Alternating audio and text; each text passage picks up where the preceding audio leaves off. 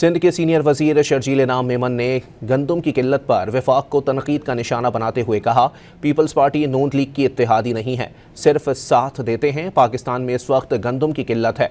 उन्होंने कराची में मीडिया से गुफ्तगू करते हुए कहा कि सदर आसिफ अली जरदारी के कहने पर अगर किसानों को सपोर्ट प्राइस दी जाती तो आज अरबों रुपए खर्च करके गंदम दरामद ना करना पड़ती।